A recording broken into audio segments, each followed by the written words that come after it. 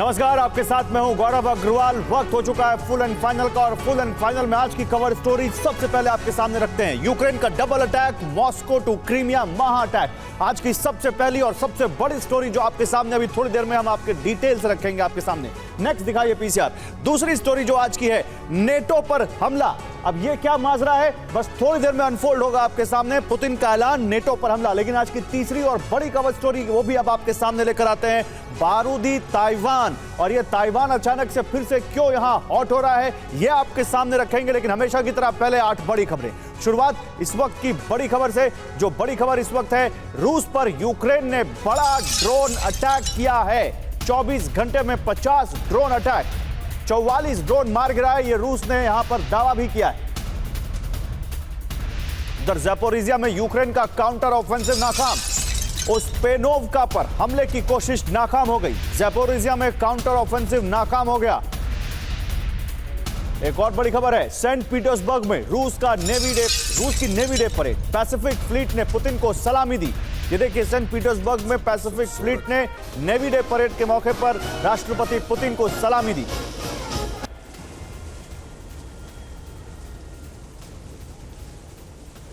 Здравствуйте, товарищи!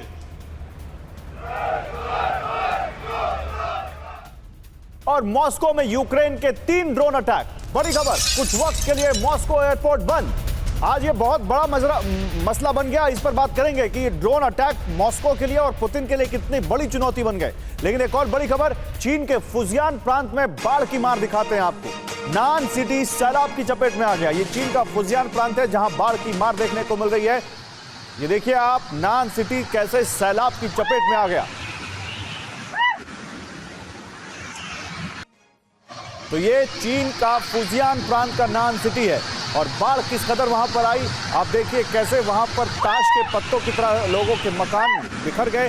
चीखने चिल्लाने की आवाजें आप इस वीडियो में सुन सकते हैं। गाड़ियां कैसे डूबी पड़ी हैं आप देख सकते हैं। और अब 3 बड़ी खबरें पड़ोसी देश बांग्लादेश से जो बताती हैं कि all is not well in Bangladesh. पहली खबर, बांग्लादेश में पुलिस और प्रदर्शनकारियों के बीच झड़प। बांग्लादेश नेशनल पार्टी के 90 कार्यकर्ता गिरफ्तार किए गए।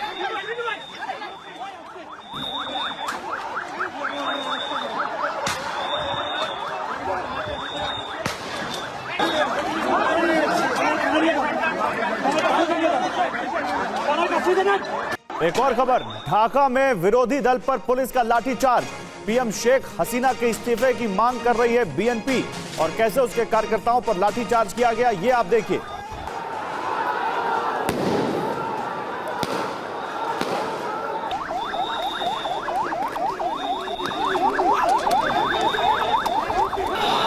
और बांग्लादेश के कई इलाकों में तनाव की खबर है। पुलिस ने टीयर गैस और रबर बुलेट छोड़ी है, ये जानकारी भी आ रही है।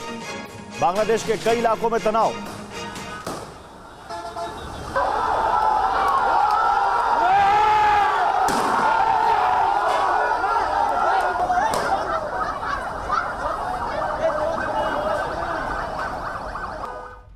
तो आइए जल्दी से आपको ये 8 बड़ी खबरें जो वॉर जोन से और वॉर जोन के अलावा देश दुनिया की जो बड़ी खबरें हैं आपके सामने रखते हैं। ये देखिए, आ गई सारी खबरें। रूस पर यूक्रेन का बड़ा ड्रोन अटैक, आज की सबसे बड़ी स्टोरी जिस पर अभी हम बस थोड़ी देर में और आपके सामने डिटेल रखेंगे। 24 घंटे में 50 ड्रोन अटैक। दूसरी एक और बड़ी खबर ज़ैपोरिज़िया से है। ज़ैपोरिज़िया में काउंटर ऑफेंसिव नाकाम।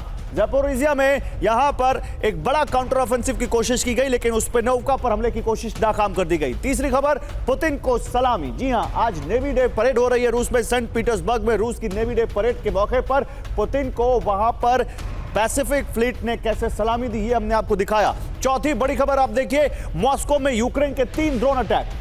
मॉस्को पर यूक्रेन ने कुछ बड़ा करने की कोशिश की है। कुछ वक्त के लिए मॉस्को एयरपोर्ट बंद कर दिया गया। ये 4 बड़ी खबरें वॉर जोन से और 4 अब दुनिया की कुछ और बड़ी खबरें आपके सामने रखते हैं। देखिए, चीन के फुजियान में बाढ़ की मार देखने को मिल रही है। वहां का नान शहर बिल्कुल बाढ़ की चपेट में आ चुका है, सैलाब दिख रहा है। बांग्लादेश से 3 बड़ी खबरें। बांग्लादेश में जो राजधानी ढाका है वहां पर हिंसक झड़प दिखी है। 90 लोगों को जेल भेज दिया गया है। वहां पर 90 कार्यकर्ता बीएनपी के गिरफ्तार कर लिए गए हैं। पीएम शेख हसीना के इस्तीफे की मांग कर रहे हैं कार्यकर्ता। सड़क पर पुलिस वालों ने उनके ऊपर लाठीचार्ज किया और ढाका में विरोधी दल पर पुलिस ने वहां पर काफी लाठियां बरसाई। पुलिस ने टीयर गैस और रबर बुलेट भी छोड़ी है बांग्लादेश में। तो ये बांग्लादेश भी एक हॉट टॉपिक है आज का, इसके बारे में भी बात करेंगे। लेकिन जैसा कि मैंने कहा, आज की सबसे बड़ी खबर यूक्रेन का डबल अटैक। आइए इसके बारे में बात करते हैं। मॉस्को पर फिर हुआ बड़ा ड्रोन अटैक। 2 सरकारी इमारतों को टारगेट किया गया। 3 में से 2 ड्रोन अटैक में कामयाब हुए। एक ड्रोन को रूसी डिफेंस ने मार गिराया। और तस्वीरें देखिए, वॉर शुरू होने के बाद 7वीं बार मॉस्को पर यह अटैक किया गया है और यह अटैक यूक्रेन ने किया है। ये तस्वीरें बताती हैं कि मॉस्को तक यूक्रेन अब कुछ इस तरह से अपनी उपस्थिति दर्ज करा रहा है। और देखिए, मॉस्को पर ड्रोन अटैक के बारे में और डिटेल जानकारी आपको देते हैं और फिर आगे बढ़ते हैं। पीसीआर दिखाइए। यहां पर देखिए, मॉस्को में फिर से ड्रोन अटैक हुआ है। ड्रोन अटैक की तस्वीरें भी हम आपको इधर दिखा रहे हैं। देखिए कैसे ब्लास्ट हुआ। ये देखिए, 2 ड्रोन ने टारगेट को हिट किया। 3 ड्रोन आए थे, 2 ड्रोन ने टारगेट को हिट किया। एक ड्रोन को हवा में मार गिराया गया। अब सवाल यह है कि क्या ये 2 ड्रोन और ज्यादा होते तो क्या कुछ और बड़ा नुकसान होता। 2 सरकारी इमारतों को टारगेट किया गया। यहां पर 2 सरकारी इमारतें और क्रेमलिन से ज्यादा दूर नहीं है। एक सरकारी बिल्डिंग को नुकसान भी पहुंचा है। यानी यूक्रेन कहीं ना कहीं अपने मकसद में कामयाब हो रहा है। ड्रोन अटैक के बाद मॉस्को में हाई अलर्ट जारी कर दिया गया है। मॉस्को में इस वक्त हाई अलर्ट है। हेलीकॉप्टर के जरिए मॉस्को में निगरानी रखी जा रही है कि कोई भी फ्लाइंग ऑब्जेक्ट मॉस्को के आसमान में दिखे तो उसको शॉट डाउन कर दिया जाए। इसी बीच एक और बड़ी खबर है, मॉस्को में ड्रोन अटैक से अफरा तफरी मच गई है। 2 बिल्डिंग्स को नुकसान पहुंचा है। एक निर्माणाधीन बिल्डिंग खाली थी जिस पर यह अटैक हुआ। तो ये तस्वीरें देखिए, ये 2 ड्रोन्स बताए जा रहे हैं जिनके जरिए वहां पर, नहीं ये हेलीकॉप्टर्स हैं। ये जो आप देख रहे हैं ये हेलीकॉप्टर्स हैं और ये मॉस्को के आसमान में अब ये पेट्रोलिंग शुरू हो गई है। एयर पेट्रोलिंग हो रही है वहां पर ताकि कोई भी फ्लाइंग ऑब्जेक्ट दिखे तो उसको मार गिराया जाए। लेकिन फिर इसी बीच मॉस्को में हमले के वक्त क्या हुआ, मॉस्को हमले के वक्त क्या हुआ, आइए आपके सामने ये जानकारी भी रखते हैं, फिर अपने मेहमानों के पास जाएंगे। देखिए, जोरदार धमाके की आवाज सुनी गई। सब कुछ एक वेव की तरह महसूस हुआ। बड़ी संख्या में लोग इधर उधर भागने लगे। मौके पर काफी धुआं फैल गया, कुछ दिख नहीं रहा था। उनको वो एयरपोर्ट पर ऑपरेशन रोक दिया गया। एयरपोर्ट पर आ रहे विमानों को डायवर्ट कर दिया गया। ये प्रत्यक्षदर्शियों और एजेंसियों के हवाले से जानकारी आ रही है और इस पर बात करने के लिए मेरे साथ एक बड़ा पैनल है। मेजर जनरल जीडी बख्शी साहब एज डिफेंस एक्सपर्ट ज्वाइन कर चुके हैं। ग्रुप कैप्टन विनोद ऑगस्टिन हमें ज्वाइन कर चुका है as defence expert. Professor Rajan Kumar विदेश मामलों के जानकार हमें ज्वाइन कर चुके हैं। और मनीष झा हमारे संवाददाता जो कई बार मॉस्को से आपके लिए ग्राउंड रिपोर्ट्स लेकर आ चुके हैं, वो ज्वाइन कर चुके हैं। आप सभी का स्वागत है। और मनीष, सबसे पहले आपके पास ये ड्रोन अटैक के बारे में जानकारी दीजिए। अभी क्या स्टेटस है, क्या वहां इस बारे में जानकारी मिल पाई? बिल्कुल गौरव, देखिए सबसे पहले तो मैं बताऊंगा कि मॉस्को में रहने वाले बहुत सारे भारतीय मुझे कॉल करके ये पूछ रहे हैं कि क्या करें, मॉस्को में रहना है या नहीं रहना है। हो सकता है ये उनका ओवर एस्टिमेट है, लेकिन आप फिर भी सोचिए कि पैनिक तो फैला है ना केवल भारतीय लोगों में बल्कि रूस में, खास करके मॉस्को में रहने वाले लोगों में। मुझे याद है कि जब मैं पहली बार मॉस्को पहुंचा था तो सबने कहा था कि मॉस्को दुनिया का सबसे सुरक्षित जगह है, लेकिन आज की तारीख में आप ये नहीं कह सकते। वहीं दूसरी बात अगर आप देखिए तो जैसा कि राष्ट्रपति पुतिन ने कुछ घंटे पहले ये बात कही है कि हम एक के बाद एक ऐसे सिक्योरिटी मेजर्स को अपना रहे हैं ताकि इस तरह की घटनाएं ना घटे, और इसके लिए जहां से ड्रोन उड़ रहा है हम उन जगह को अटैक कर रहे हैं। लेकिन मॉस्को में जो ड्रोन आ रहे हैं, मुझे डाउट है कि वो यूक्रेन की सीमा के उस पार से आ रहे हैं, बल्कि वो मॉस्को के आसपास से ही आ रहे हैं। कुछ लोग गाड़ियों में भरकर लाते हैं, 1-2 ऐसी घटनाएं भी घटी है और फिर यहाँ असेंबलिंग होती है और फिर पास से उड़ाया जाता है। लो राइज में वो फ्लाई करते हैं, इसीलिए वो एयर डिफेंस सिस्टम या रडार के निशाने में नहीं आते। तो इस तरह की सर्कमस्टांसेस है, लेकिन फिर भी क्रेमलिन पर भारी दबाव है। क्रेमलिन को यह सुनिश्चित करना पड़ेगा कि मॉस्को के लोग निश्चिंत होकर सो सकें, और ऐसी स्थिति में हो सकता है कि कीव पर, लवीव पर आपको भारी अटैक देखने को मिल सकता है। पुतिन का बदला दिखाई दे सकता है आपको। ठीक है, मैं आता हूं आपके पास, लेकिन आपने कहा कि ये ड्रोन जो हैं ये यूक्रेन से उड़कर नहीं आ रहे हैं, तो हमारे साथ ग्रुप कैप्टन विनोद ऑगस्टिन है, उनसे ही बात कर लेते हैं। ऑगस्टिन सर, आपकी क्या रीडिंग है इन ड्रोन्स को लेकर और इन ड्रोन अटैक्स को लेकर? देखिए, चंद मिनट दीजिएगा। हाँ। आप मेरे पीछे जो बिल्डिंग देख रहे हैं, ये है वो बिल्डिंग जिसका जिक्र कर रहे थे, और आप को एक 30 सेकंड्स दीजिए। और आप मेरे पीछे भी एक ड्रोन देख रहे हैं। ये ड्रोन लगाने का ये मकसद है, आप ध्यान से इस ड्रोन को देखेंगे, ये कंप्रेस्ड जो फोम होता है ना, उस फोम का बना हुआ ड्रोन है। इसमें अगर मेटल पार्ट देखते हैं तो सिर्फ ये मोटर है और बाकी सब फोम का बना हुआ है। और जैसे मनीष कह रहे हैं, ये इसका रेंज इतना नहीं है कि यूक्रेन से उड़ करके ये आके मॉस्को पे अटैक करे। ये कहीं आसपास के इलाके से ही लॉन्च किया गया है ये ड्रोन, पहली बात। और दूसरी बात, ये इलेक्ट्रिक मोटर होने की वजह से बिल्कुल ही साइलेंट है। इस ड्रोन का नाम यूक्रेन ने रखा है रिपेल। तो कोई इनका जो गर्काबेदी जो है वो लंका ढाला, गर्काबेदी जो है इसको अंदर ला करके, इसको असेंबल करके मॉस्को पे अटैक करवा रहा है। और तीसरी बात, ये जहां से लॉन्च हो रहा है उस पे अटैक करेंगे, ये नामुमकिन है गौरव जी। इसका एक रीजन बताता हूं, ये इलेक्ट्रॉनिकली साइलेंट ड्रोन है। मैंने इसको पूरा अच्छे से जायजा लिया। हम ड्रोन बनाते हैं, हमारा ड्रोन बनाने का कंपनी है। इसको पूरा इलेक्ट्रॉनिकली मैंने जायजा लिया है, इलेक्ट्रॉनिकली साइलेंट है। इसका मतलब ये प्री प्रोग्राम्ड टारगेट पे लगा दिया जाता है। ऊपर एक बटन होता है, उसको दबा दो, ये ड्रोन टेक ऑफ करेगा और जाकर के अपने लक्ष्य पे भेजेगा। जिसने लॉन्च किया वो हाथ धो करके वहीं से भाग गया। और ये लाया जा सकता है, जो फ्यूजलाज और ये जो टेल सेक्शन देख रहे हैं आप, ये अलग बाग में आता है। इसका मतलब एक छोटे से जो पिट्ठू है, मतलब उस पिट्ठू के अंदर ये ड्रोन आ जाएगा, जो अंदर ही वहां पर मॉस्को के घर के मतलब घर का भेदी है, और वही वहां पर पुतिन को लगातार वो जख्म पर जख्म दे रहा है। ये बड़ी बात आपने कही, मैं इसको लेकर जाऊंगा अब जनरल बख्शी के पास, लेकिन एक बड़ी खबर इसी से जुड़ी हुई है। इनफैक्ट कुछ और बड़ी खबरें इसी से जुड़ी हुई है, वो दिखा के फिर मैं जनरल बख्शी आपके पास आता हूं। ड्रोन अटैक से इमारत का हिस्सा टूटा, मॉस्को में सरकारी इमारत को नुकसान पहुंचा, डिजिटल मिनिस्ट्री में भी नुकसान की खबर है। मंत्रालय के दस्तावेज बाहर बिखरे हुए दिखे। देखिए, डिजिटल मिनिस्ट्री को नुकसान पहुंचा है मॉस्को में इस ड्रोन अटैक के बाद, और उसकी तस्वीरें आप देख सकते हैं। ये तस्वीरें आपके सामने एक बार फिर से लेकर आते हैं और जरा तस्वीरें फुल दिखाते हैं आपको। ये देखिए, फुल तस्वीरें आप देखिए, आप कैसे यहां पर मॉस्को में जब ये ड्रोन अटैक हुआ तो कैसे वहां एक मिनिस्ट्री जो कि डिजिटल मिनिस्ट्री है उसकी इमारत को नुकसान पहुंचा, और वहां कुछ दस्तावेज बिखरे हुए दिखे उस मिनिस्ट्री के आसपास, मिनिस्ट्री के बाहर, और ये तस्वीरें उसी की हैं। इसी बीच एक और बड़ी खबर है, रूस ने मॉस्को पर अटैक को बता दिया है आतंकी हमला।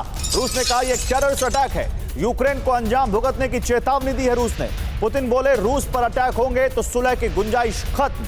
हमले के बाद मॉस्को में एजेंसियां हाई अलर्ट हो गई हैं। तो क्या यहां पर पुतिन की बातों का मतलब यह है कि क्या यह युद्ध सुलह की ओर बढ़ रहा था, जिसको एक बार फिर से भड़का दिया गया है? आइए मॉस्को ड्रोन अटैक की टाइमलाइन आपके सामने रखते हैं। बिग वॉल पर दिखाइए पीसीआर। मॉस्को ड्रोन अटैक की टाइमलाइन आपके सामने आ चुकी है। 30 जुलाई 3 ड्रोन से स्ट्राइक किया गया जब हम आज बात कर रहे हैं। इससे पहले 24 जुलाई 2 ड्रोन से अटैक किया गया था। 4 जुलाई 5 ड्रोन से हमला किया गया था। तो मॉस्को पर लगातार ड्रोन अटैक होते रहे। 30 मई 32 ड्रोन से सबसे बड़ा अटैक। 17 मई रिंग रोड के पास ड्रोन क्रैश। 3 मई क्रेमलिन पर अटैक की कोशिश जिसने दुनिया को हिलाकर रख दिया था। 24 अप्रैल पहली बार ड्रोन अटैक की कोशिश की गई। अब यह टाइमलाइन आपके सामने यह बताती है कि युद्ध के लगभग 1 साल सवा साल के बाद अब यहां पर यूक्रेन ने ज्यादा से ज्यादा मॉस्को तक पहुंचने की कोशिश की है। जनरल बख्शी, आप इस सिचुएशन को कैसे रीड कर रहे हैं?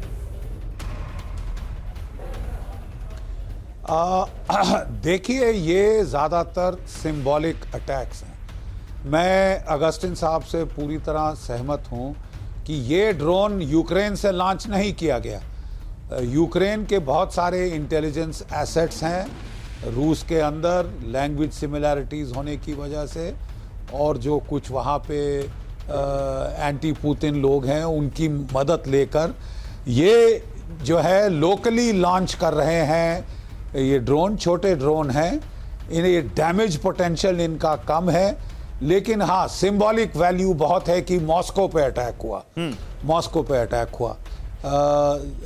मॉस्को जवाब में बड़ा भारी पलटवार करता आया है। किंजाल मिसाइल से, जो कि बड़ा नुकसान पहुंचाते हैं, वो ये कर रहा है। जहां तक लड़ाई की हालात का सवाल है, देखिए अभी हुआ ऐसे था कि जुलाई के महीने में यूक्रेन ने अपना बड़ा एडवर्टाइज काउंटर ऑफेंसिव लॉन्च किया था। वो ऑफेंसिव तकरीबन फेल हो गया। वो जो प्रोबिंग अटैक्स थे, कोई कहीं कामयाबी बिल्कुल कम मिली, और इसके चलते जो उनका मेन अटैक होना था 9 ब्रिगेड से, वो उन्होंने हाथ खींच लिया। रूस इंतजार कर रहा था कि वो अपना हाथ दिखाए तो फिर जगह को देखकर रूस अपना काउंटर ऑफेंसिव लॉन्च करेगा। फिर वो इंतजार करते करते वो कुछ चट गए और उन्होंने खार्किव के इलाके में कोई 1 लाख फौज और कोई 900 टैंकों के साथ हमला किया है वहां पे जी।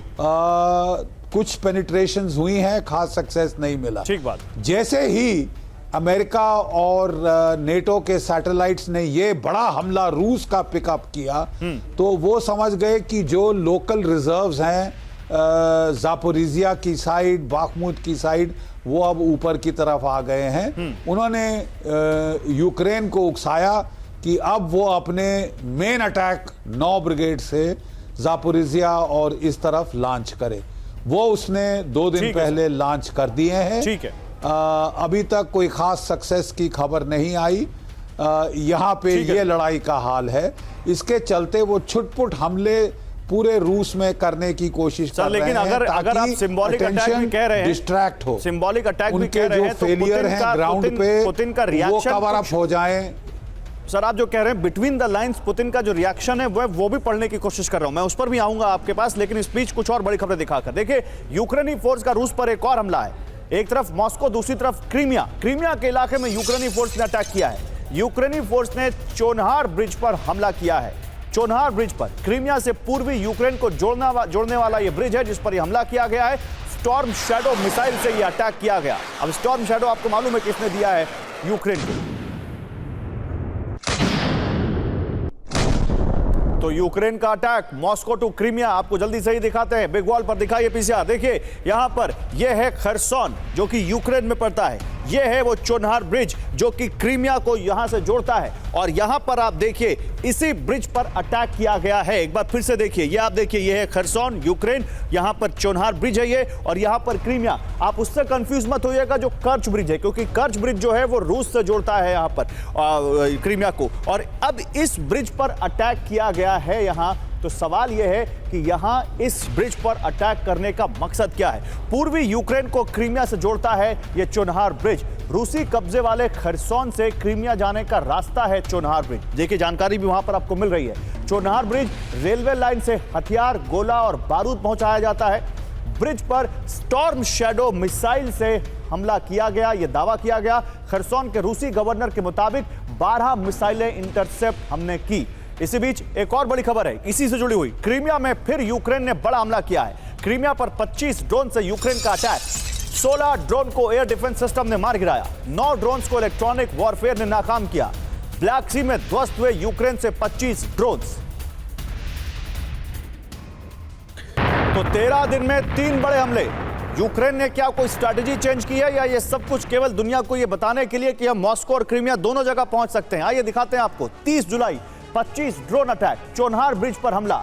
इससे पहले 22 जुलाई अम्यूनिशन डिपो पर अटैक, 17 जुलाई कर्च ब्रिज पर अटैक।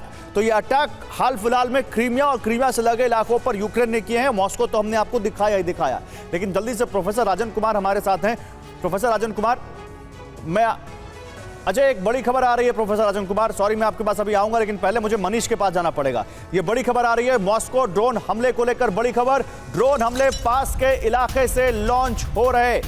रूसी लोकल सपोर्ट की मिलीभगत की आशंका, गाड़ियों से ड्रोन लाकर लॉन्च किया जा रहा, ये जानकारी सामने आ रही है। मनीष अभी आप यही बता रहे थे, बताइए इस बारे में क्या जानकारी है? बिल्कुल गौरव, मैं आपको बताऊं कि चूंकि आज दिन भर में लगातार रूसी सिक्योरिटी एजेंसी के ऑफिसर सबसे बात कर रहा था और सिक्योरिटी एजेंसीज के हवाले से ये जानकारी मिल रही है कि ये जो ड्रोन अटैक हो रहे हैं ये आसपास के इलाके से लॉन्च किए जा रहे हैं। बहुत बार तो लॉन्चिंग स्टेशन जो है वो महज कुछ 100 मीटर की दूरी तक है, यानी वो गाड़ियों में लेकर आ रहे हैं और फिर उसको जल्दी से असेंबल करके और फिर वो लॉन्च करके वहां से वो रवाना भी हो रहे हैं। एफएसबी की टीम को ऐसे 1-2 सबोटाज ग्रुप जो है उसको पकड़ने में भी कामयाबी मिली है।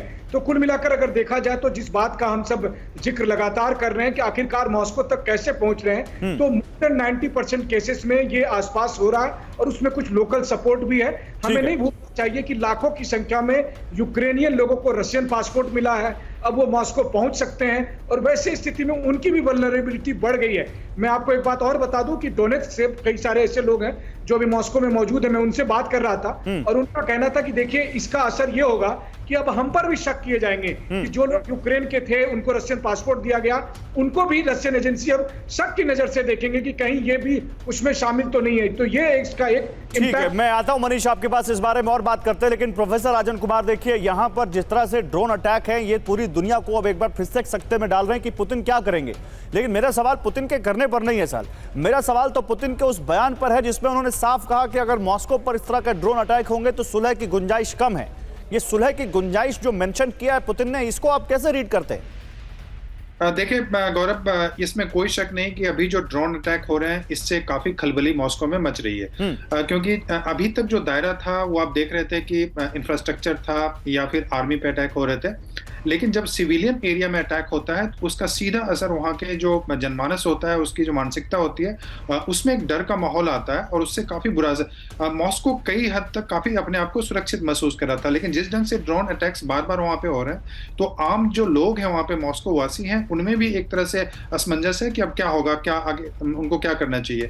जो पुतिन का इससे जो सबसे बड़ी समस्या मुझे लगती है कि जो दायरा है युद्ध का वो बढ़ सकता है। और जैसा कि मनीष बता रहे थे, बिल्कुल सही बता रहे थे कि अब यह भी हो सकता है कि अभी तक जो रूस काफी सोची समझी आर्मी या इंफ्रास्ट्रक्चर पर अटैक कर रहा था, तो वो भी इस ढंग का स्ट्रेटजी कर सकता है कि वहाँ कीव के जो रेसिडेंशियल एरिया है या जो इंपॉर्टेंट वहाँ पे बिल्डिंग्स हैं जो कि मिलिट्री इंफ्रास्ट्रक्चर जहाँ पे नहीं है वहाँ पे भी अटैक होने की संभावना है। और जहां तक पहले आपकी जो बात है कि यूक्रेन की क्या स्ट्रेटजी है, तो यूक्रेन की स्ट्रेटजी यह है कि उनके जो काउंटर ऑफेंसिव है उनको पता चल रहा है कि वो अभी सक्सीड नहीं करने वाला है। तो वो खासकर वैसे एरिया पे अटैक कर रहे हैं, खासकर क्राइमिया का एरिया जहां पे कि आप जानते हैं कि न्यूक्लियर फ्लीट भी है रूस का और सेवास्तोपोल में है वहां पे। और उसके अलावा जो ब्रिज की बात करते हैं, कर्च ब्रिज या फिर जो दूसरे जो खेरसोन से जो कनेक्ट करता है, तो उनका मकसद यह है यूक्रेन का कि जो की एरियाज हैं क्राइमिया के वहां पे अटैक किया जाए और मॉस्को में एक दहशत का माहौल बनाया जाए, ताकि अगर सुलह की संभावना अगर बनती है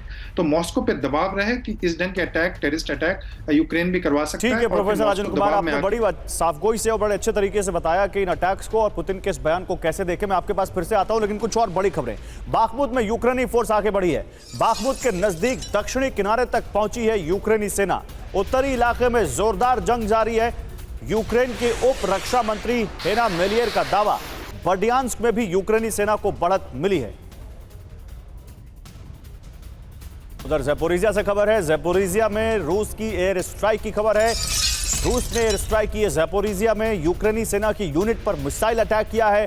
कामोव 52 हेलीकॉप्टर से ये मिसाइलें दागी हैं। यूक्रेनी फोर्स का एंटी टैंक वेपन भी तबाह कर दिया है। और एक और बड़ी खबर है, देखिए यूक्रेनी हमले को रूस ने नाकाम कर दिया। 3 यूक्रेनी आर्मर्ड कैरियर तबाह कर दिए। बाखमुत में रूसी फोर्स पर अटैक की कोशिश थी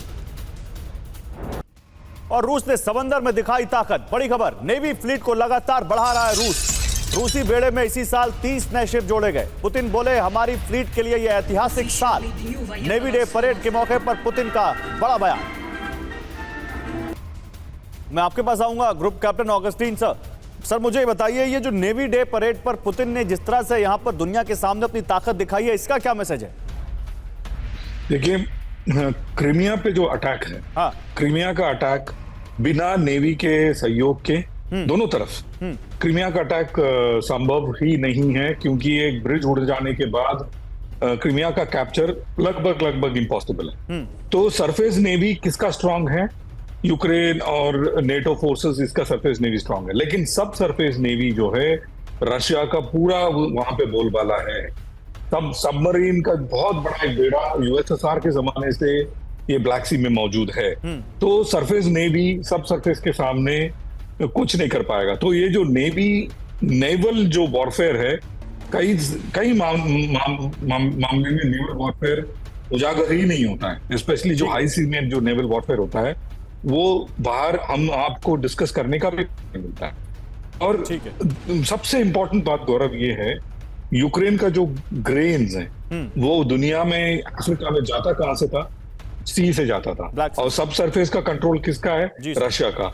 आज अगर दुनिया अफ्रीका और यूरोप घुटने पे है यूक्रेन जीत ना पा करके। उसका रीजन है सब सरफेस नेवी ऑफ रशिया। तो नेवल कंट्रीब्यूशन का जो इन्होंने जो अभी किया है ये बहुत इंपॉर्टेंट है और बहुत अच्छा। ठीक है सर, आते हैं इस पर बात करते हैं, लेकिन अब हमारी जो अगली कवर स्टोरी है जरा वो बता दें अपने व्यूअर्स को, फिर आगे बढ़ते हैं। पुतिन का ऐलान, नेटो पर हमला। देखिए पुतिन का ऐलान, नेटो पर हमला। अब ये हमला कहां करेंगे पुतिन, कैसे करेंगे, जरा अब इसकी बात करते हैं। बड़ी खबर इससे जुड़ी हुई, रूस के तुला पैराट्रूपर्स का मिसाइल अटैक, सोलेदर में रूस का ग्रैड से अटैक, यूक्रेनी फोर्स के कई बेस को नुकसान पहुंचाया है। आपको एक और बड़ी खबर दिखाते हैं, पुतिन के बयान से विश्व युद्ध की आहट। जी हां, नेटो से युद्ध के लिए रूस तैयार, पुतिन ने कहा। यह आ गई बड़ी ब्रेकिंग आपके सामने। विश्व युद्ध के लिए पुतिन तैयारी कर रहे हैं क्या? किसी भी परिस्थिति के लिए रूस तैयार, ये वो कह रहे हैं। हम पश्चिम से युद्ध नहीं चाहते, लेकिन हम किसी भी स्थिति से निपटने के लिए तैयार हैं, पुतिन ने यह बड़ा ऐलान किया है।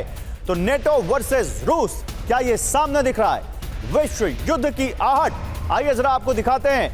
3 इलाके हैं जहां पर भिड़ंत की आशंका है। वो 3 इलाके कौन से हैं, वो तीनों आपके सामने लेकर आते हैं। देखिए 3 इलाकों में भिड़ंत की आशंका, यूक्रेन, बेलारूस, पोलैंड और सीरिया। यहां पर ये रूस और नेटो आमने सामने आ सकते हैं। इन 3 इलाकों में यूक्रेन युद्ध में नेटो देशों की भागीदारी साफ दिख रही है। बेलारूस और पोलैंड बॉर्डर पर लगातार तनाव बढ़ रहा है। सीरिया में रूस और अमेरिका की सेना ने उनकी सेनाओं के बीच तनाव बढ़ रहा है। इस साल अब तक 23 बार रूस और अमेरिका की मिलिट्री के बीच खतरनाक भिड़ंत हुई है। अब कुछ सवाल हैं इससे जुड़े हुए, वो बिग वॉल पर आएंगे। देखिए दीजिए पीसीआर यहां पर, देखिए वो बड़े सवाल जो है वो यहां पर आएंगे आपके सामने। वो सवाल आपके सामने ये आ रहे हैं, क्या पुतिन ने नेटो से लड़ने का मन बना लिया है? क्या पुतिन समझ रहे हैं कि अब फाइनल इसी से होगा डिसीजन? क्या नेटो वर्सेस रूस की तैयारी हो चुकी है? और क्या इसलिए न्यूक्लियर वेपन्स बेलारूस में तैनात कर दिए गए हैं? जल्दी से इस बात का जवाब लेते हैं जनरल बख्शी से। जनरल बख्शी, आपके सामने तीनों सवाल, सर आंसर करिए इनका, क्या देखते हैं आप? जी, एक संभावना बन रही है ये जो युद्ध के एक्सपैंड होने की, और जहां तक मेरा अंदाज है ये युद्ध एक्सपैंड होगा पोलैंड की तरफ, और जो कॉरिडोर है जो कि लिथुआनिया पोलैंड के बीच से कालिनिनग्राड को जाती है। आपको याद होगा कि बगावत के बाद जो तमाम वैगनर ग्रुप के लड़ाके थे, कोई 20,000 वो पहुंचा दिए गए हैं बेलारूस, और प्रिगोजिन भी वहां पे पहुंचे हुए हैं, और वो अपने लड़कों को बोल रहे हैं कि वो तैयार रहें ऑपरेट करने के लिए पोलैंड के अंदर, लिथुआनिया के अंदर, और ज़रूरत पड़े तो वो जो कॉरिडोर है वो उसको स्ट्राइक कर सकते हैं। एक तरीका है कि वो मेन असॉल्ट करें, दूसरा है कि वो कमांडो रेड्स करें, कि अगर यूक्रेन और CIA वो अंदर जाके ऑपरेट कर सकते हैं, रूस के अंदर ये ड्रोन स्ट्राइक्स करा सकते हैं जी सर, तो उसी के चलते वो कह रहे हैं कि हमें भी अधिकार है कि हम भी पोलैंड के अंदर जाके स्ट्राइक करें। ये उनको ये जो कदम है सोच समझ के लेना होगा, क्योंकि इससे बहुत बड़ी एस्केलेशन हो सकती है। लेकिन अगर वो युद्ध को समाप्त कराना चाहते हैं तो शायद उसका एक तरीका होगा कि इसको पहले एस्केलेट किया जाए, वो दहशत में दुनिया आए, 3rd वर्ल्ड वॉर की, न्यूक्लियर वॉर की, तभी ये युद्ध समाप्त होगा। मेरा तो अंदाज है कि अगस्त के मिडल या एंड तक ये जो है लड़ाई का फैसला यूक्रेन में काफी दर्जे तक हो जाएगा। एक काउंटर ऑफेंसिव यूक्रेन की तरफ से गया है, एक काउंटर ऑफेंसिव 1 लाख की फौज से खार्किव की तरफ रूस का गया हुआ है। ठीक है, अब देखना यह है कि इनमें से कौन सा काउंटर ऑफेंसिव। ठीक है सर, इस पर और आगे बात करते हैं। आपने एक बड़ी बात कही है, आपने पोलैंड और बेलारूस बॉर्डर पर सबसे ज्यादा यहाँ पर आप आशंका जताइए कि यहाँ कुछ एस्केलेशन हो सकता है। आइए इसी से जुड़ी एक बड़ी खबर दिखाता हूं मैं। वैगनर आर्मी ने पोलैंड की नींद उड़ा दी है। सुवाल की गैप की ओर बढ़ रहे हैं वैगनर लड़ाके। पोलैंड के प्रधानमंत्री ने इस बात की जानकारी दी है। पोलैंड को वैगनर के हमले का अंदेशा है, तो ये सब जो बगावत, प्रिगोजिन को यहाँ यूक्रेन से निकालना, क्या ये सब एक प्लॉट था ताकि पोलैंड की तरफ वैगनर्स को भेजा जा सके? क्योंकि खुद पोलैंड के प्रधानमंत्री ने बात जानकारी दी है कि सुवाल की गैप की ओर वैगनर लड़ाके बढ़ रहे हैं। सवाल यह है कि क्या अब वैगनर वर्सेस पोलैंड क्या वैगनर वर्सेस नेटो या रूस वर्सेस नेटो? आइए जरा आपको पहले मैप दिखाता हूं, फिर आपको दिखाऊंगा जानकारी। देखिए, आप ये देखिए, ये बेलारूस है, ये रशिया जो अलाइड यहां पर एक कंट्री है जहां पर वैगनर पहुंच चुके हैं यूक्रेन से निकलकर। ये है पोलैंड और ये है स्वालोकी कॉरिडोर, जिसकी तरफ बताया जो लिथुआनिया से भी लगता है, जो बेलारूस से भी लगता है, जो पोलैंड से भी लगता है, और इधर कैलिनिनग्राड जिसका जिक्र अभी यहां पर जनरल बख्शी ने कहा। ये जो जगह है यहां पर इस तरफ वैगनर अगर बेलारूस से होते हुए बढ़ रहे हैं तो ये भी एक नेटो कंट्री है, पोलैंड भी नेटो कंट्री है, ऊपर भी ये सब नेटो कंट्री हैं। तो क्या यहां पर नेटो वर्सेस अब वैगनर होने जा रहा है? ये सवाल है। पोलैंड पर अटैक कर सकते हैं वैगनर के लड़ाके। हाइब्रिड अटैक की कोशिश में है वैगनर फोर्स। वैगनर के सुवाल्की गैप की ओर बढ़ने का खतरा बढ़ा है। 100 से अधिक वैगनर ट्रूप्स सुवाल्की गैप के पास मौजूद हैं। सुवाल्की गैप पर कंट्रोल की कोशिश में है वैगनर लड़ाके। सुवाल्की गैप पर कंट्रोल से बाल्टिक देशों का बाकी यूरोप से संपर्क कट जाएगा। पोलैंड के प्रधानमंत्री ने यह बयान दिया है। मैं जल्दी से एक और खबर, फिर मनीष आपके पास आता हूं। सुवाल्की गैप बन सकता है जंगी पॉइंट। अब ये सुवाल्की क्या है, कैसे यहां पर जंगी पॉइंट बनेगा, ये सब आपके सामने रखेंगे। वैगनर के मूवमेंट का असर पूरे नेटो पर होगा। वैगनर की हरकत से नेटो और रूस में तनाव बढ़ना तय है। आइए जल्दी से आपको सुवाल्की गैप की सामरिक अहमियत बताते हैं। जैसा कि मैंने आपको कहा, लाइए बिग वॉल पर दिखाइए पीसीआर, यहां पर सुवाल्की गैप की सामरिक अहमियत क्या है। ये देखिए, वही है सुवाल्की कॉरिडोर, सुवाल्की गैप जिसकी हम बात कर रहे थे, जो मैंने आपको दिखाया। ये रशिया, ये पोलैंड, यहां पर आप देख सकते हैं रशिया यानी कैलिनिनग्राड, रशिया का पार्ट, और यहां पर ये सुवाल्की कॉरिडोर देख रहे हैं, ये आप देख रहे हैं बेलारूस, यहां पर आप देख रहे हैं ये लिथुआनिया, और ये है पोलैंड। और ये जो कॉरिडोर है इसी को सुवाल्की कॉरिडोर या सुवाल्की गैप कहा जाता है, जिसके बारे में जिक्र हो रहा है कि यहां से बेलारूस से यहां पर आ सकते हैं वैगनर के लड़ाके। क्यों? आइए देखिए, पोलैंड, बेलारूस और कैलिनिनग्राड के बीच है ये सुवाल्की गैप, और ये कैलिनिनग्राड और बेलारूस को जोड़ता है। कैलिनिनग्राड रूस का इलाका है, यहां से पोलैंड पर अटैक संभव है। लिथुआनिया के लिए भी यहां से खतरा है। सुवाल्की गैप में वैगनर के पहुंचने की खबर आ चुकी है। जल्दी से मनीष, इस बारे में कुछ जानकारी, पोलैंड और बेलारूस बॉर्डर पर ये सुवाल्की में क्या अपडेट है? बिल्कुल गौरव, देखिए संयोग की बात है कि मैं खुद कैलिनिनग्राड में था, मैंने वहां से रिपोर्टिंग की और मैं वैगनर हेडक्वार्टर में भी गया था। अब आप सोचिए कि क्या इत्तेफाक है कि 2 दिन पहले सेंट पीटर्सबर्ग में प्रिगोजिन मौजूद थे। पुतिन ये कहते हैं कि हम नाटो से लड़ने के लिए तैयार हैं, और पोलैंड के प्रधानमंत्री कहते हैं कि वैगनर के लड़ाके हमारी बॉर्डर पर हैं। अब सबसे बड़ा सवाल है, मान लीजिए वैगनर आज की तारीख में पोलैंड पर अटैक करता है, तो क्या नाटो का आर्टिकल 5 लागू होगा? नहीं, क्योंकि रूस ने तो अटैक किया नहीं, और पूरी दुनिया कह रही है कि वैगनर ने तो बगावत कर दी थी रूस से। तो आप सोचिए कितनी बड़ी सोची समझी स्ट्रेटेजी के तहत 24 जून को वैगनर की बगावत करवाई गई, वैगनर को बेलारूस में पोस्टेड किया गया, और अब वैगनर चूंकि वो एक रेबल ग्रुप है, अगर वो कोई हरकत करता है तो पूरी दुनिया में आप रूस को जिम्मेदार नहीं ठहरा सकते हैं। नहीं, लेकिन क्या इतना आसान होगा जिस तरह से आप जिस प्लॉट की बात कर रहे हैं? ग्रुप कैप्टन विनोद ऑगस्टिन इस पर कुछ कहना चाह रहे हैं सर? समय कम है, 30 सेकंड सर। ओके, बिल्कुल संक्षेप में बताऊंगा। कैलिनिनग्राड और रशिया को हम ईस्ट पाकिस्तान, वेस्ट पाकिस्तान की तरह देख सकते हैं, क्योंकि इसके बीच में कोई और देश आता है। तो ये जो गैप दिया गया है, it is right of way and it is as per international law, और उसके बीच में पीस होना जरूरी है। और उस पे अगर उस जगह पे आप किसी और को जो राइट ऑफ वे में जा रहे हैं लोग उस पे अटैक करते हैं, वो वॉर क्राइम माना जाए। और इस वॉर क्राइम के कटघरे में किस किस को आप खड़ा करेंगे? नेटो को खड़ा करेंगे, रशिया को खड़ा करेंगे? तो ये सारी चीजें बहुत ही पेचीदा होता जा रहा है, पोस्ट वॉर सिनारियो में भी पेचीदा होता जा रहा है। ये मेरा पॉइंट। ठीक है, चलिए सर, इस पेचीदगी पर और आगे बात करेंगे, लेकिन कुछ और बड़ी खबरें दिखाकर यूक्रेन पर रूस का ड्रोन अटैक। देखिए, रूस ने भी यूक्रेन पर ड्रोन अटैक किया है शाहेद ड्रोन से, जो ईरान के कामिकाज़े ड्रोन है। 8 शाहेद ड्रोन मार गिराए गए, ये यूक्रेन का दावा है। खरसोन और निप्रो में भी अटैक हुए हैं इन शाहेद ड्रोन से। पीछे वो ब्रेकिंग दिखाइए, देखिए वो ब्रेकिंग आपके सामने आ चुकी है। यूक्रेन पर रूस का शाहेद ड्रोन से अटैक। शाहेद ड्रोन से रूस ने यूक्रेन पर खरसोन और निप्रो में अटैक किए हैं। हालांकि यूक्रेन का दावा है कि उन्होंने 8 ड्रोन मार गिराए। अब एक और बड़ी खबर, ज़ैपोरिजिया में यूक्रेनी आर्मर्ड ब्रिगेड ध्वस्त कर दी गई। रूसी डिफेंस पर अटैक की कोशिश थी, रूस ने पहले ही कर दिया काउंटर अटैक। रूसी हमले में यूक्रेनी ब्रिगेड बुरी तरह तबाह हो गई।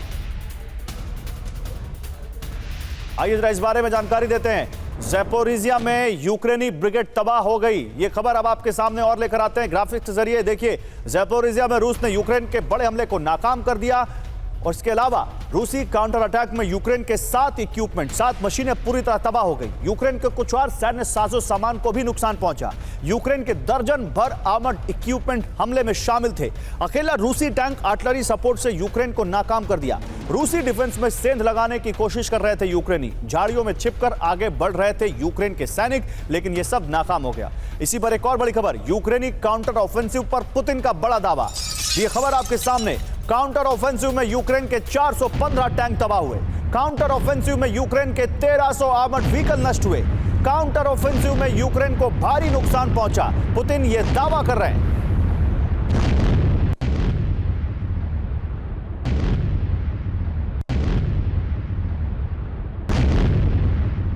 तो काउंटर ऑफेंसिव में हथियार खत्म। आइए इस बारे में और जानकारी देते हैं। 4 जून 2023 से अब तक पुतिन के दावे के मुताबिक 415 टैंक यूक्रेन के तबाह हुए, 1300 आर्मर्ड व्हीकल नष्ट हुए, 27,000 यूक्रेनी सैनिक मारे गए। यह रूसी रक्षा मंत्रालय का दावा है। मैं जल्दी से इस पर एक छोटा सा रिएक्शन, प्रोफेसर राजन कुमार, क्योंकि अब समय कम है, एक छोटा सा रिएक्शन आपका वो सवाल की गैप से लेकर यहां तक इन खबरों पर सर। कि जहां तक सोल के गैप का एरिया है उसमें कंट्रोल लिथुआनिया का है, पोलैंड का है, लेकिन ये मान के चलें क्योंकि चूंकि वहीं से जितने भी पहले जो सोवियत यूनियन के टाइम में पूरा ट्रेन से लेके रोड के सारे रास्ते उधर से हैं, तो उसका सप्लाई लाइन है और इन सारे देशों के बीच में एग्रीमेंट है कि सप्लाई लाइन को, सिविलियन सप्लाई को नहीं रोकेगा। लेकिन वो लिथुआनिया रोकने की कोशिश कर रहा है। अगर युद्ध की स्थिति पैदा होती है तो निश्चित रूप से रूस सबसे पहले उस एरिया को कब्जा करना चाहेगा। लेकिन अभी मुझे नहीं लगता है कि एक सिंपल सा सवाल, क्या यह स्थिति नेटो वर्सेस रूस की स्थिति पैदा कर देगी, हाँ या ना? जी बिल्कुल। अगर वैगनर वहां पे अटैक करता है तो वैगनर रसम फोर्सेस के रूप में ट्रीट होगा और वो नाटो उसमें पूरी तरह से इन्वॉल्व हो जाएगा, इसमें कोई शक नहीं। ठीक है, वो आपने बड़ा कैटेगोरिकली बता दिया कि क्या होगा, लेकिन मैं आप कुछ और बड़ी खबरें दिखाता हूं और फिर अपने दूसरे मेहमानों के पास जाऊंगा। सूमी में रूस का भीषण हमला। रूस ने इस्कैंडर मिसाइल से हमला किया। इंडस्ट्रियल एरिया पर रूस ने मिसाइल अटैक किया। सूमी में रूस ने इंडस्ट्रियल एरिया पर अटैक किया, वो भी इस्कैंडर मिसाइल से ये अटैक किए गए हैं। हमले में एक शख्स की मौत की खबर है, 5 घायल हो गए। एक और बड़ी खबर, यूक्रेन पर रूस ने मिसाइलों की बारिश की है। रूस का यूक्रेन पर 80 से ज्यादा अटैक। 24 घंटे में 53 MLRS अटैक किए रूस ने। यूक्रेन पर 24 घंटे में 33 एयर स्ट्राइक की गई हैं। चेर्निहिव, खार्किव, कुपियांस्क में ये अटैक किए गए। तो यूक्रेन पर बारूदी बारिश की है रूस ने। बेगवॉल पर आपको दिखाते हैं कहां हमला हुआ, कैसे हमला हुआ, ये सब आपके सामने जानकारी रखते हैं। फिर से देखिए एक बार हमारे ग्राफिक्स टीम का शानदार यहां पर एक मैप आपको दिखाने के लिए कि कहां पर प्रदर्शन, कहां पर ये सब हुआ है। चेर्निहिव, सूमी, खार्किव, कुपियांस्क, डोनेत्स्क, यानी ये जो पूरा बॉर्डर वाला इलाका आपका जो लगता है रूस से, यहां पर ईस्टर्न बॉर्डर जो है यूक्रेन का, यहां पर ये अटैक किए हैं रूस ने। अब इनके बारे में और जानकारी आपको देते हैं। यहां पर कैसे अटैक हुए, कितने अटैक हुए। 5 क्रूज मिसाइलों से ये अटैक किए गए। इसके अलावा 53 MLRS multi launch rocket system से अटैक हुए। 33 एयर स्ट्राइक हुई हैं, 33, और 15 सेटलमेंट पर अटैक ये किए गए हैं। इसी बीच एक और बड़ी खबर, पुतिन का कीव पर बहुत बड़ा खुलासा। पुतिन का कीव पर बहुत बड़ा खुलासा। पिछले साल कीव पर कब्जा कर चुकी थी रूसी सेना, यह पुतिन ने कहा है। यूक्रेन के आग्रह पर कीव से वापस लौटे थे। तो वो जो 64 किलोमीटर लंबा काफिला था, वो दरअसल यूक्रेन के आग्रह पर रूस वापस लौटा था। एग्रीमेंट के बाद रूसी फोर्स पीछे हटी थी, ये पुतिन ने खुलासा किया है। कीव से हटते ही यूक्रेन समझौते से पलटा। एक छोटा सा रिएक्शन जनरल बख्शी आपसे ही, क्लोजिंग रिएक्शन सर इस पर, पुतिन के इस दावे पर। बिल्कुल, देखिए ये पहले भी कहा जा चुका है। देखिए शुरू से जो पुतिन है उनका रवैया रहा है कि जो यूक्रेनियन है हमारे कजन्स हैं, हमको उन पे ज़्यादा जोर नहीं डालना चाहिए, ज़्यादा मारकाट नहीं करनी चाहिए, हमको सुलह करनी चाहिए। कीव के ऊपर जब रूस की फौजें पहुंच गई थी तो उस वक्त उन्होंने बातचीत का दौर शुरू किया था तुर्की की मध्यस्थता से, और ये फैसला लिया गया था कि ये जो रूस की फौजें आगे बढ़ रही हैं इनको पीछे हटा लिया जाए जैसे ही, और उसके बाद संधि हो जाएगी। लेकिन जैसे ही पीछे हटी यूक्रेन अमेरिका और नेटो के दबाव से बिल्कुल मुकर गया और उल्टा दादागिरी दिखाई। ठीक है, समय खत्म हो चुका है सर, बहुत शुक्रिया सर आपका। ओके सर, बहुत शुक्रिया सर आप सभी लोगों का हमारे साथ जुड़ने के लिए।